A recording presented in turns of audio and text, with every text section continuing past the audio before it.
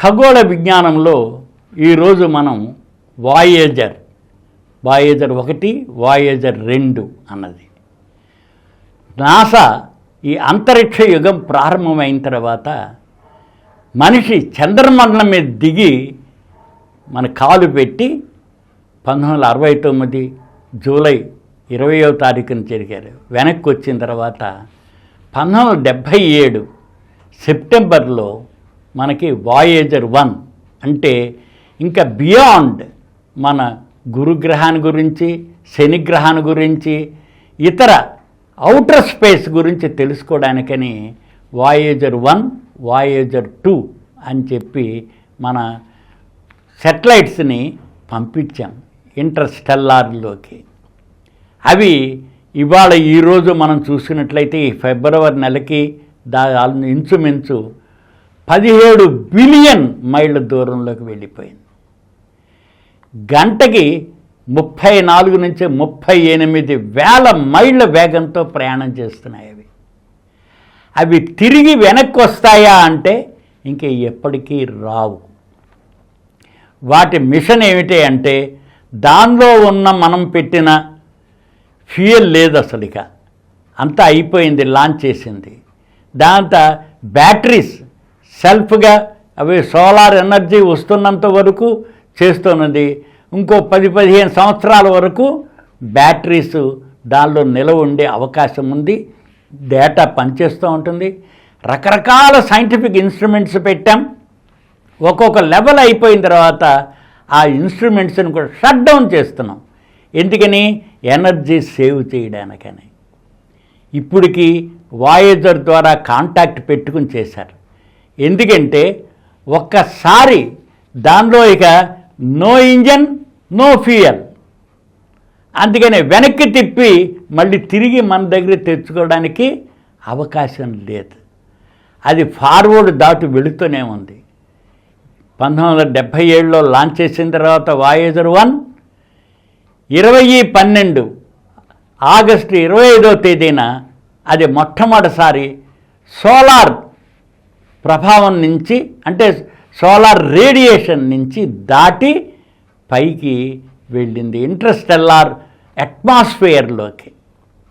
దాన్ని కొంత ఉన్న కొద్ది ఫ్యూయల్ తోటి పక్క తిరిగిపోతుంటాయి కాబట్టి రాడార్లు సిగ్నల్స్ మన భూమి వైపు పంపించడానికి వీలుగా కరెక్ట్ చేస్తూ ఉంటారు.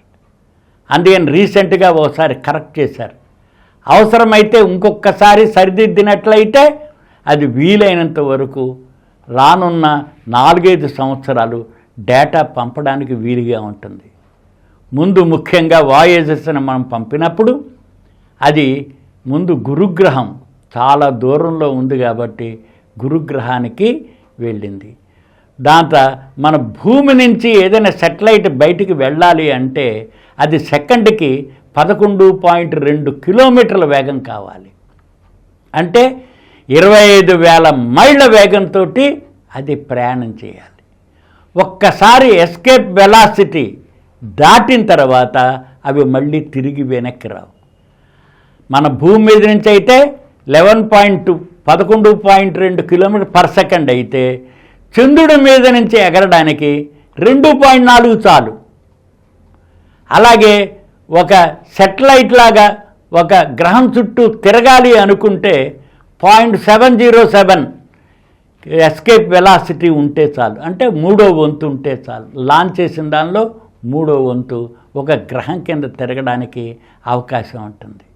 ఇది జూపిటర్కి చేరినప్పుడు జూపిటర్కి దగ్గరగా, చాలా వరకు జూపిటర్కి దగ్గరగా 150,000 మైళ్ళ దూరం వరకు వెళ్ళింది.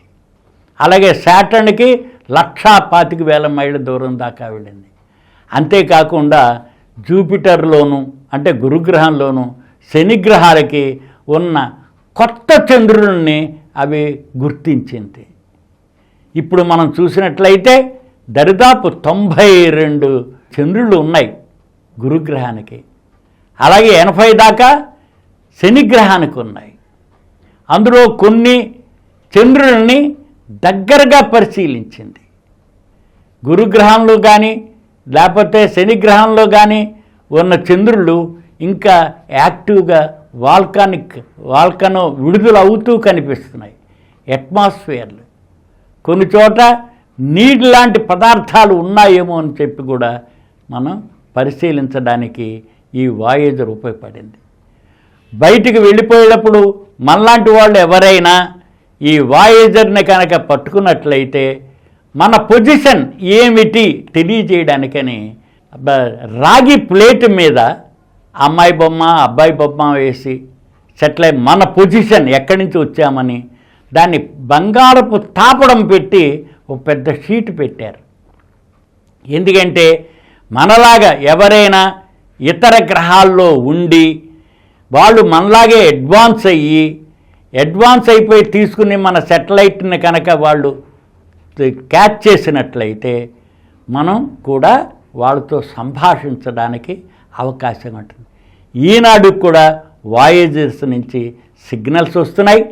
దాని తర్వాత చాలా వరకు ఈ అవుటర్ స్పేస్ ఇంటర్స్టెల్లార్ స్పేస్లోకి వెళ్ళిపోయింది కాబట్టి అక్కడున్న మీకు అట్మాస్ఫియర్, అక్కడున్న పదార్థాలు ఏమిటి, అణువులు ఏమిటి, వాటిలో అయాన్స్ ఎలాంటివి, అక్కడ ఉన్న రేడియేషన్ ఏమిటి, వీటిలన్నిటి గురించి తెలుసుకోవడానికి అవకాశంగా ఉంది. అందుకని ఈ వాయేజర్ 2 కూడా సిస్టర్ కన్సర్నే. వీటి వలన మనం తెలుసుకోవడానికి చాలా అవకాశం ఉంటుంది.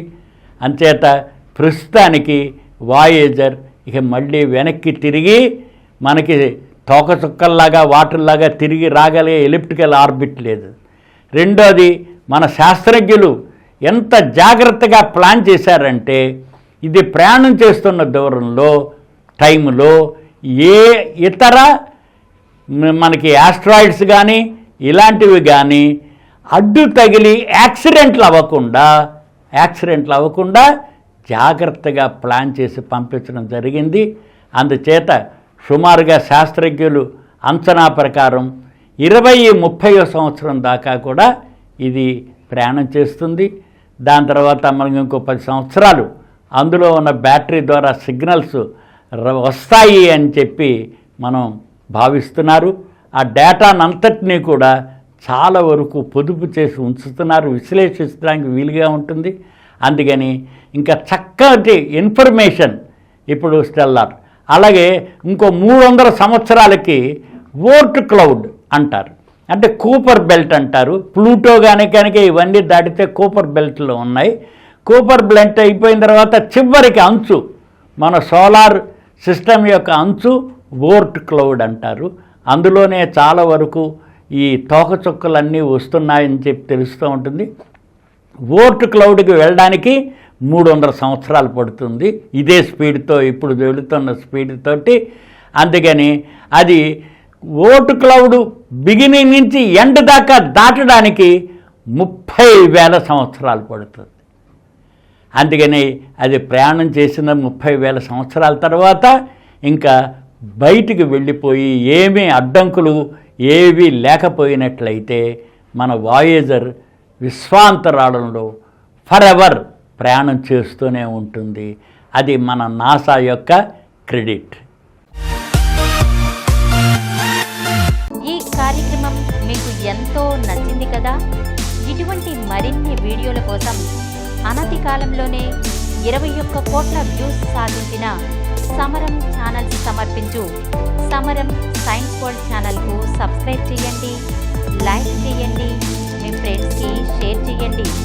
అలాగే ప్రక్కనున్న గంట సింబల్ని ప్రెస్ చేయడం మర్చిపోకండి.